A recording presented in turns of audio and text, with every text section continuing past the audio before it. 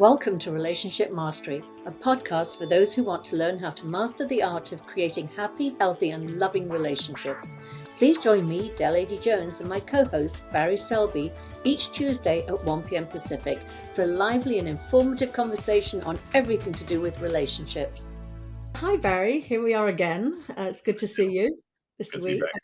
Yeah, Yes. hope you had a good week.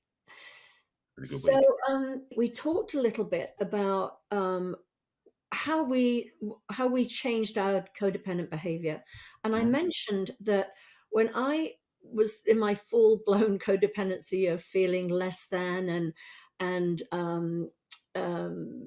sort of incomplete and damaged and broken and all of those things, I was a magnet for narcissists.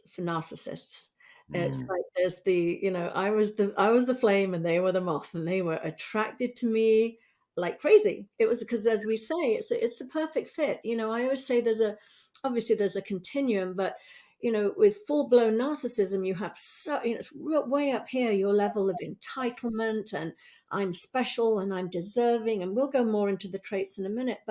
And then on the other side, you've got a complete, codependent who doesn't value themselves, doesn't think that they have a healthy level of entitlement. So there is that perfect match, because Yeah. the narcissist will get all of their needs met. All the focus will go on them because the codependent is so willing to abdicate and say, yes, it's all about you, not me.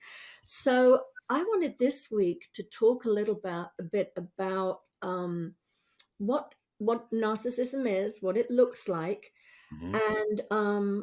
and a little bit about that, how that relationship dynamic works. So I don't know. I'll ask you. Did you have, when you were sort of unconsciously behaving in a codependent way, did you attract narcissists into your life?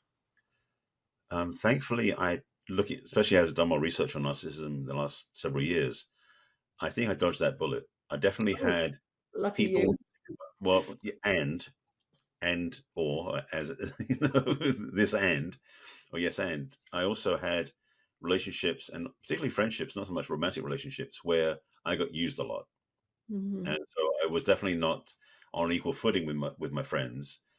Again, trusting men wasn't easy for me back then either. So I didn't have the full narcissistic experience, thankfully, and I definitely have compassion and for you and other people who have been had that. But I definitely experienced the fact on the spectrum or on that continuum of codependency. I did find myself becoming second fiddle and being less than and being the um, I wasn't a cheerleader for other people necessarily, but I definitely wasn't filling myself up first. I Hmm. was definitely in a place where I was dependent upon them liking me enough to be around them. And I was around some very egotistical people. I wouldn't put them in the classification of narcissism, but it was on that spectrum, so to speak, where they were clearly not caring about everybody else except themselves. But I wanted some of that light they were shining, so I'd just be nice to them to get it, you Yeah, know? yeah. That living So, in, we call it living in reflected glory. yeah, in a way it was. And it wasn't pretty. And I'm grateful I'm free of that. And just to be transparent, Um, I get to cross paths with and be around some pretty heavy hitters in the consciousness movement, around people who are fairly well known. Hmm. And a part of me still has that sort of wiring to see myself as less than, and therefore I need to be nice to them, and therefore they'll be nice to me. That sort of rigmarole inside that mentality. Yeah. What's been happening recently, and this is very recent actually, in fact, it's been in the last 2 weeks, somebody who I have holding great reverence as being really great teachers, been doing it for many, many years, has really been edifying me. And it's a weird feeling because he's been connecting me with people he respects deeply in this industry and saying the same thing about me he does about them. Hmm. And it's not something I'm fully adjusted to yet. I mean, it sounds simplest. Even at this part of my life, I should be okay with it. Yeah. But the shift to be receiving that level of adoration and respect from somebody who I hold in respect and adoration in return, one, it's proof that I definitely don't have that codependent gene running the show anymore, based on Hmm. experience. And two, that it's okay to let that in, to be edified and be respected by the people who I respect deeply. That's what life really is about. Yeah. So Yeah. I've come through that journey certainly, and I'm just to say I think I'm on the other side of it now. I would say. Wonderful.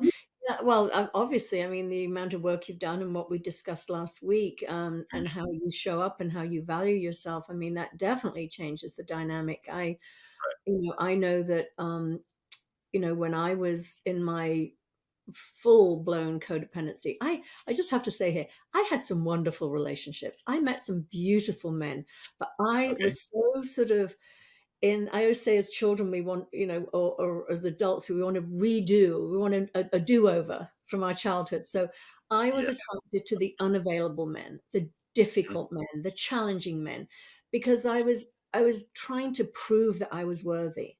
Now I Yeah. know I'm worthy, so I'm so not interested There you in go. anybody that is going to give me a hard time and work for their affection. But back then I did. I chose men that were, or I was very attracted to narcissistic men. And for those that don't know what narcissism is, or what it looks like, I'm just going to give you a few brief things because I definitely have experienced that in my life. Um, One of the first things is, they exude confidence. They're very charismatic, very charming, powerful, all the things that I thought I didn't have, they exhibited. So I was like, "Oh, you complete me. I need some of you." I was happy to play behind the scenes because I was sort of a little bit afraid of the world. Even though I'd been a successful costume designer and worked in Hollywood, I was still inside. I looked like I was successful on the outside, but inside I was still very insecure. So I was Right. happy to take the role of the supporting role. Let those super confident people go out there and tackle the world, and I'll just be the supporting one. Yeah. Um, Also, what tends to happen is they tend to sort of love bomb you in the beginning. You're the idealized partner, and especially if you're codependent, that you are their ideal partner because you're basically saying my needs are going to come second to yours. So they Mhm. immediately fall for you. They want to capture you very quickly. So the love bombing, the getting engaged within a month, moving in together, all of that stuff is very prevalent. The other thing is, they tend to see themselves as superior to other people. They're very special, and they only want to hang out with other special people, because they. And the other thing is, besides being special, they tend to think that rules only apply to the little people. So they're above rules. They're above, society's norms, which brings with it a lot of lying. Because again, it's like they feel entitled to get their way. So Right. they have zero conscience about lying and manipulating to get their needs met. They're Yes. also can vary the bullying and dominating, and shaming and blaming is the thing again, Absolutely. to get you to sort of back off. If you start saying that I have some needs and wants too, you'll be called, a bitch, or too needy or too demanding or whatever. It's everything to just get you to back off and back in the lower position. Right. Well, the biggest thing is, obviously, you mentioned that earlier, was that incredibly selfish, Mhm. amazing, no empathy whatsoever. People are objects to serve them. And when they're done with you, it's like an old pair of sneakers you're thrown out, or the couch that's left on the curb. It's like you're no use to them anymore. They will discard, and it can be incredibly painful. And they will Right. replace very quickly their new source. It's like that Mm. narcissistic source. So that's a huge thing. They can be quite cruel. Again, the lack of empathy, their tongue and what they can. It can go into physical violence, but it's very, very much emotional abuse and psychological abuse that they usually use. Unlike a sociopath or a psychopath, they tend to sort of fly under the radar of really breaking the rules. So that's why I Mhm. say they don't often get really physical, but the threat will be there that they could hurt you physically, but they might not do that. Yeah, that's, very controlling. It's a one-way street. It's their way or the highway. Anger is used.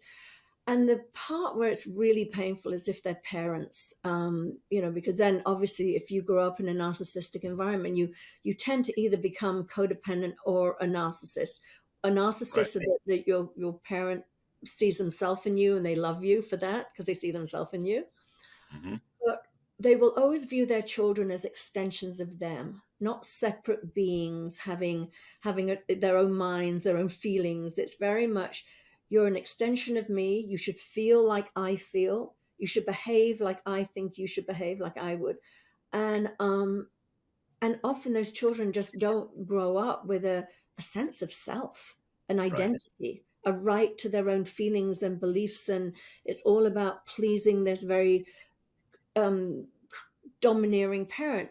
And another thing they use very much as a parent is to withdraw love, that withdrawal of approval and love. If they don't get you to behave, it's that sort of if they don't think you're reflecting well on them, they will 100% withdraw that love and Right.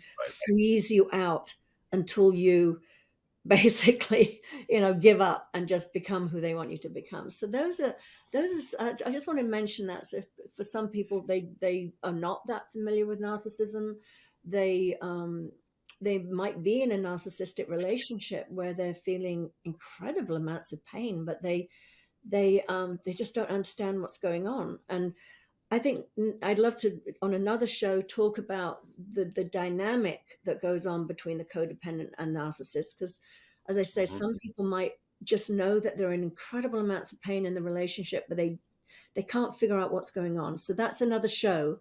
But for right now, I just want to talk about narcissism and how it shows up and how to spot them.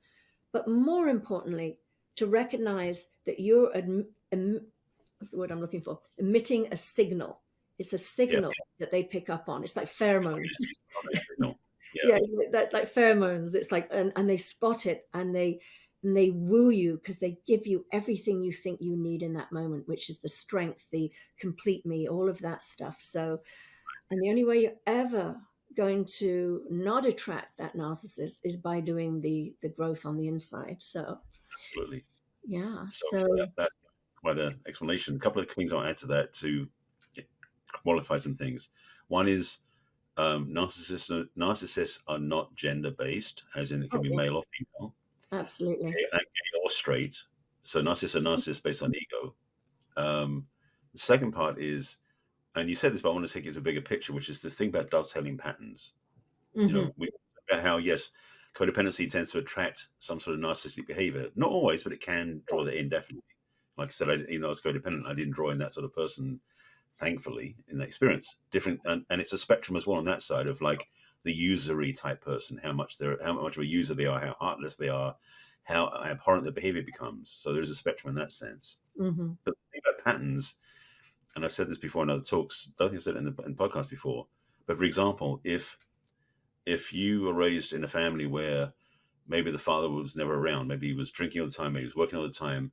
So as a woman, you would be tempted to draw in men that would abandon you, not be around, Hmm. withhold their emotions.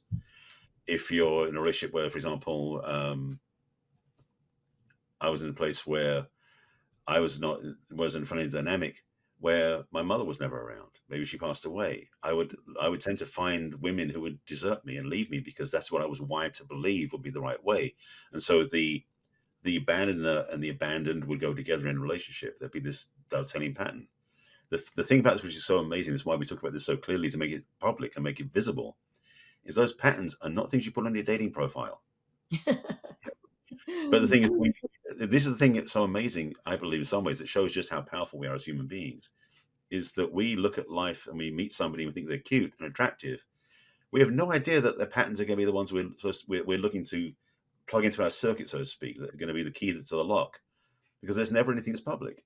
Yet when we discover 3 months into a relationship, sometimes a lot sooner, that this person who's in relationship with us is fueling that limiting pattern that we've been carrying forever. How did they know that? They didn't. It wasn't something conscious. Yeah, So that's why what you said, and what I want to really emphasize this piece too, is the work to change that is always within us. yeah. It's about the other person. And in fact, what one of the great things about this work is the more you start changing your own relationship with yourself and you start healing those old patterns, those old history, those old beliefs you carried around, the people you're attracted to will change. Hmm. And so Yeah. you'll know by who shows up in your life, who's attracted to you, and what their pattern presentation is, so to speak, that you'll know if you're improving or not. So it's interesting to date and notice your own self-respect, self-relationship is getting more improved and healthier and more whole, because the people you attract will also be healthier and more whole. Yeah. So it's just worth doing the work. Absolutely. And I love what you just said there. And 100%, I'm glad you clarified that because it is on a continuum. We're talking about the extremes of narcissism and the extremes of codependency. And there's definitely, and I always say as codependents, we need to raise our level of entitlement. And entitlement is like a dirty word, but we have to raise it so that Mhm. we attract people that have the same level, not somebody that's much higher than us. It's water finds its own level in that sense when we're healthy.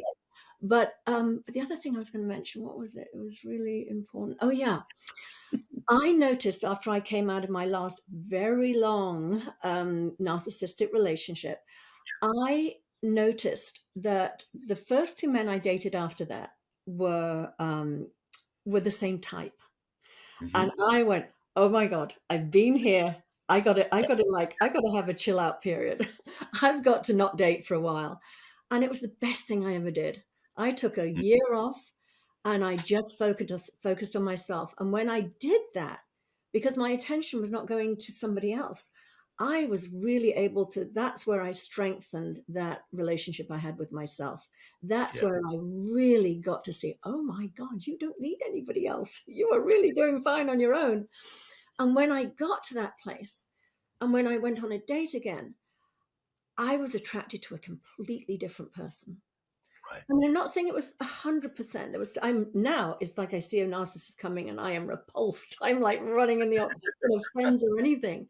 But I really saw that year off to develop the relationship with myself was vital. Yeah.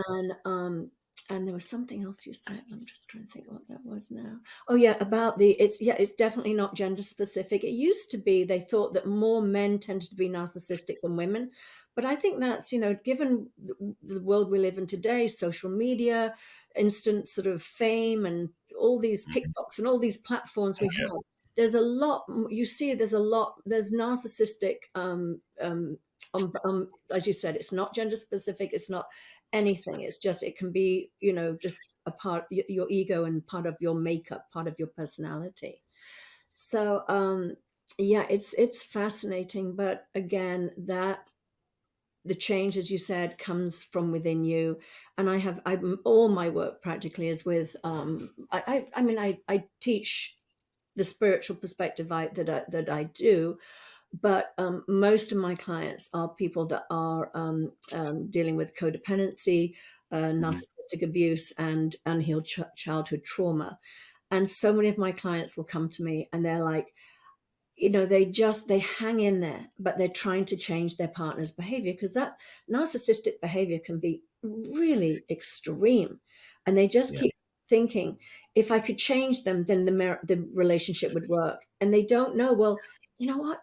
You can also walk out the door. You don't have to put up with this, and you don't have to spend all your energy trying to change your partner. And as you change, they'll either, if they're not a full blown narcissist, their behavior will modify to meet your self esteem, your raised self esteem, or it won't. But to stay in a narcissistic relationship, you have to sort of become numb to the other person. And is that really a satisfying relationship? To, Right. to, to be numb to common decency or behavior? So, Well, yeah, it's a fascinating subject for me anyway. the So, thing is, I mean, just a quick thing. Somebody said made me think of this too. Is that when we suggest to somebody to walk out the door, to leave the relationship, oftentimes the refrain that comes back to us is, "But I love them." I know, I know. It's such an interesting place, because the recognition of that we have love that is so corrupted by a dysfunctional relationship Hmm. that we don't necessarily choose from a clear place. And I'm not saying it's right or wrong. I mean, I've done it myself where I said I love them in a relationship where I should have walked away a long time ago and didn't, sort of thing. And the recognition is it is it is definitely the work, and it's the deepest work possible in some ways, to really have that such a wholeness for ourselves, to love ourselves fully enough so that we don't need someone else's love. And it's a really interesting place to play, Hmm. because I need you. You fill me. You fill me up. Or as Jeremy Maguire says, you complete me. That whole phraseology Hmm. is so embedded in our culture. But Yeah. when we recognize that we can be loving of ourselves enough to be around other people who we can walk away from if they're not honoring themselves either. Yeah, It can almost sound heartless, but the truth is actually, I'd say it's more heart-filled, more heartful to be absolutely. that kind, to be that honoring. And also, when you think about it, I mean, can you imagine if you're with somebody that's always trying to change you? I mean, that's not, they might actually meet somebody that works better with them. So, Hmm. going back to what you just said, I just did a talk yesterday on this exact subject for the 3PGC about I because that was me. My last really bad narcissistic relationship. I was like, but I love them. I don't want to Right. leave. And and it was, the talk is about true love versus codependent love, and or love addiction, even. That's Hmm. another topic that's really Yeah. I'm going to be a Watch out for great. that. Yeah, watch out for that episode. That'll be up soon, Yes, I'm sure. exactly. But what happens when you have self-respect, when you love yourself and you honor yourself, even if you still have love for another person, I always say we don't have to vilify the other person. We don't have to hate them when we leave them, but we can just, I always use my little Buddha snow globe here. We can observe their behavior and we can just say, you know what? They are responding to their thinking, what their, the way they view the world, and we have the right to step over here, and we don't have to make them wrong or bad or whatever, but we can say, you know what, that's not a fit for me, that's not a Right. match, that's not a relationship that feels Yes. rewarding to me. I have the right Exactly. to leave, and I always say leave with love, leave with love. Hmm. And it, and what will happen is, because I think sometimes when we leave with that codependent love or addictive love, or when we leave with hate or vilifying the other person, we're still attached. Yes. So to be able to just stand back and say, I love you, but love is not enough. This is not a healthy relationship. I release you is Yeah. a very powerful place to come from. In fact, I would suggest this is the question you want to ask yourself if you're in that position in a relationship is, do you love them enough to stay, or do you love yourself enough to leave? Oh, beautiful question. Yeah. Hmm. You know? That's the thing it comes down to is when you, because, and it's funny, I saw a post earlier today with somebody posted on Facebook and I responded to it, said the challenge was when I was younger, um, I believed myself to be the white knight. I Hmm. actually got that in the seminar I was in. And I put my license plate on my car saying white knight and I went out, but I kept attracting damsels in distress. Again, Of course patterns you that fit together. would. Yeah. So Advertising. so I didn't meet women who were empowered, who will be, be a knight themselves. I would attract women in distress, Hmm. and it's extremely tiring. And eventually, I got clear that as much as I wanted to love them, I wasn't loving myself when I was doing it. Yeah. So this selfless act was actually self destructive. And so I ended up saying, I'm disowning that act. And 2 weeks after that happened, my car got stolen with a license plate on it. So Spirit was very clearly giving me with that understanding. That's I'm going to throw more fully another time. But the key is that I know, and I've experienced for myself, that sometimes I have to watch and see, is the love for myself strong enough to walk away? Or is my love for them stronger to keep me in? Yeah. Yeah. Ideally, you can have both, where you say, you know what, I love them so much, I love myself so much that I want to stay. Hmm. But usually it's one or the other, not both. Yeah, yeah, I love what you do. And that was actually the beginning of my talk yesterday. I was saying that at the end of my long-term relationship, I was actually sitting on a bluff overlooking the Pacific Ocean, and Hmm. I was meditating, and I heard this voice very deep inside me, and it just said, "Get out now." And well, I won't give you the whole thing, but it said, "Get out now." And then it said, "You need to learn to love yourself more than you love him."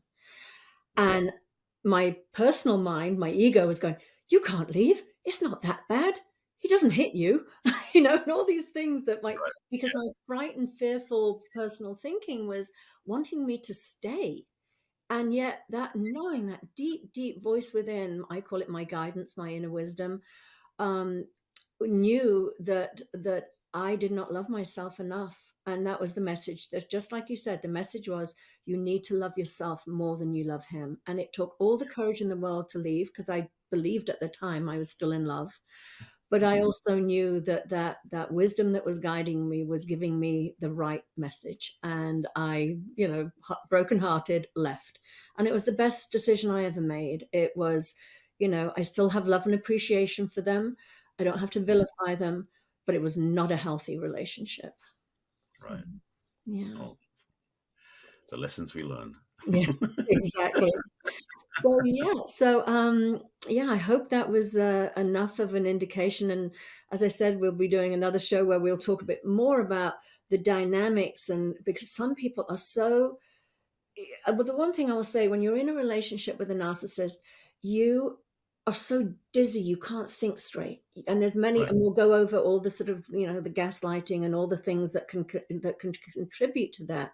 But sometimes when I do a 6-week program where it's called The Way Out of Codependency and Narcissistic Abuse. And when I take people through the program, at the end of it, people are like, oh my God, I had no idea I see so clearly now. Mhm. And that's, really what I hope to do with my clients is just have them see clearly so they can make Right. an informed decision on what they want to do. I have no agenda, stay, leave, whatever's right for you. I'm not living your life, so I don't have an agenda. But I think by simply being able to see clearly the dynamic and what's going on and what you're doing to elicit certain behaviors or attraction, it just empowers us. Right. The thing is really what it is to stop being hypnotized. Yeah. Hmm.